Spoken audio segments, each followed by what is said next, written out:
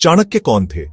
अगर आपने कभी कौटिल्य या विष्णुगुप्त नाम सुने हैं तो वो एक ही आदमी था। एक टीचर, एक इकोनॉमिस्ट, एक किंग मेकर और प्राचीन भारत का सबसे तेज पॉलिटिकल माइंड। ये रही क्विक स्टोरी। करीब 4th सेंचुरी बीसीई में मगध पर नंदा डायनेस्टी का राज था। चाणक्य, तक्षशिला से एक ब्रिलियंट स्कॉलर को नंदा दरबार में इंसल्ट किया जाता है। वो वहां से निकल जाता है, उस डायनेस्टी को गिराने की कसम खाता है और एक यंग हंगर टैलेंट ढूंढता है, चंद्रगुप्त मौर्य। वो उसे ट्रेन करता है, वो प्लान करता है, वो इंतजार करता है। साथ मिलकर वे नंदाओं को उखाड़ फेंकते हैं और मौर्य साम्राज्य बनाते हैं, जो इंडियन हिस्ट्री के सबसे बड़े साम्राज्यों में से एक था। लेकिन चाणक्य सिर्फ महल की शतरंज नहीं खेलते थे, उन्होंने अर्थशास्त्र लिखा, जो शायद एक स्टेट को चलाने पर दुनिया की सबसे कॉम्प्रिहेंसिव मैनुअल है।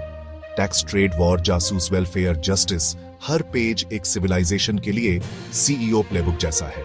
3 आइडिया जो आपको पता होने चाहिए: सप्तांग थ्योरी, राजा मंत्री, टेरिटरी, फोर्टिफिकेशंस, ट्रेजरी, आर्मी और अलाइज। अगर एक भी कमजोर है तो पूरी मशीन को नुकसान होता है। मंडला थ्योरी, आपका पड़ोसी आपका नेचुरल राइवल है। आपके पड़ोसी का पड़ोसी आपका दोस्त हो सकता है। ये पर्सनल नहीं है, ये पावर की ज्योमेट्री है।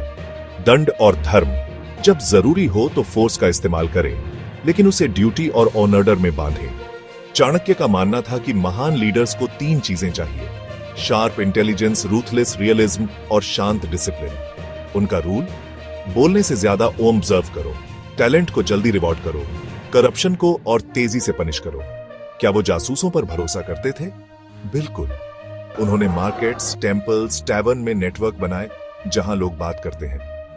सिटीजन्स को डराने के लिए नहीं, बल्कि खतरों का अनुमान लगाने और स्टेट को प्रोटेक्ट करने के लिए। उन्होंने कहा था, इंफॉर्मेशन के बिना एक रूलर अंधा होता है।